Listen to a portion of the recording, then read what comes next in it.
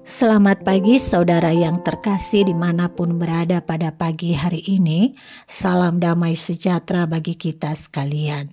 Pada pagi hari ini kita merenungkan kembali firman Tuhan yang terambil dari kitab Daniel pasal 12 ayatnya yang kedua. Demikian firman tertulis. Dan banyak dari antara orang-orang yang telah tidur di dalam debu tanah akan bangun, sebagian untuk mendapat hidup yang kekal, sebagian untuk mengalami kehinaan dan kengerian yang kekal. Saudara yang terkasih dalam Kristus Yesus, tidak sadar bahwa kita sudah sampai pada ujung masa liturgi tahunan yang akan ditutup pada Minggu Kristus Raja besok. Biasanya di Minggu Kristus Raja, kita selalu diingatkan tentang Kristus yang menjadi Raja baik dalam kehidupan yang sekarang sampai pada kekekalan. Baik dalam kondisi hidup maupun kondisi mati, Kristus tetap menjadi Raja dan sampai tanpa ada batas waktu. Dia menjadi Raja dalam Alfa dan Omega, kekal adanya. Saudara yang terkasih, salah satu kosakata yang sangat melekat dalam Kristus Minggu Kristus Raja adalah kekekalan. Kekekalan pada dasarnya menjadi dambaan umat manusia. Kekekalan sendiri bisa menjadi punya banyak macam-macam makna. Dari sekedar seseorang sembuh dari sakit, bertambah umur, angka pengharapan hidup manusia yang semakin bertambah, hingga manusia tidak bisa mengalami kematian jiwa. Kekekalan juga tidak harus berarti utuhnya raga manusia. Bisa jadi raga manusia rusak, namun jiwa manusia dipelihara supaya tetap utuh dan tidak mengalami kerusakan seperti kerusakan ragawi. Saudara yang terkasih, sudah sejak lama kekekalan menjadi kosakata yang sangat banyak dipergunakan oleh umat beragama. Harapan manusia akan kekekalan terkait akan keyakinan umat terhadap pemeliharaan Allah dalam hidup manusia. Pertanyaan mendasarnya adalah, jika umat yang saleh dan setia kepada Tuhan nasibnya sama saja dengan orang-orang jahat, yakni berakhir dengan kematian ragawi, lalu tidak lagi ada kehidupan yang lain setelah kematian, lalu apa gunanya menjadi orang saleh dan setia kepada Tuhan semasa hidup? Bukankah orang-orang jahat jauh lebih beruntung karena mereka hidup di dunia dengan segala kelimpahan dan kesenangan, sedangkan orang saleh menderita karena berjalan lurus dengan segala miliknya yang terbatas? Saudara yang terkasih, penglihatan Daniel sebagaimana firman yang barusan kita baca ini berbicara mengenai akhir zaman dan memperlihatkan perbedaan nasib orang yang beriman dan tidak beriman di akhir zaman.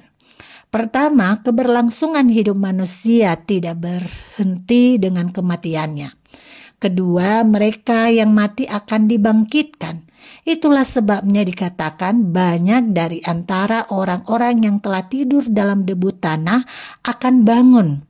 Dan ketiga, mereka yang beriman akan mendapat hidup yang kekal. Sementara mereka yang tidak beriman akan mengalami kehinaan dan kengerian yang kekal. Mari kita perhatikan, ada perbedaan keadaan di akhir zaman. Sama-sama mengalami kekekalan, namun bentuk kekekalan yang berbeda. Yang satu kekekalan hidup, yang lainnya kekekalan dalam kehinaan dan kengerian. Saudara yang terkasih, dengan demikian penglihatan Daniel ini menegaskan kuasa Allah dalam menyatakan pemeliharaan kepada umatnya.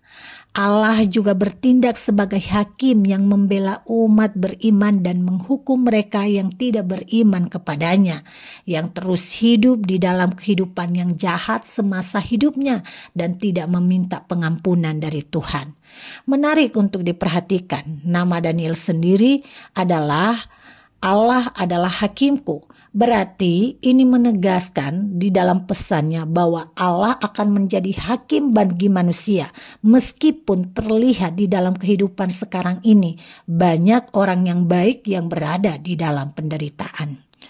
Saudara, jadi ada ajakan untuk tetap setia pada jalan Allah sesuai dengan pesan yang disampaikan Daniel. Karena pada akhirnya yang akan menerima hidup kekal adalah mereka yang beriman dan hidup dalam kebenaran.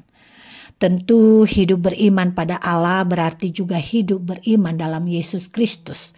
Itulah sebabnya sebagai orang beriman pengharapan kita akan hidup kekal tidak dilepaskan dari Yesus yang bangkit.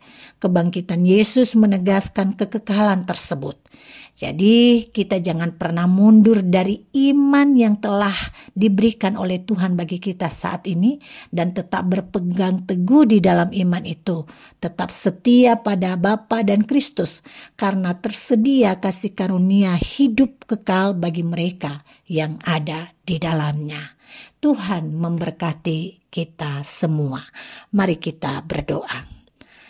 Terima kasih Bapa untuk firman-Mu yang mengingatkan kami bahwa perjalanan kehidupan kami adalah sampai pada kekekalan, bukan hanya sebatas perjalanan di atas dunia ini.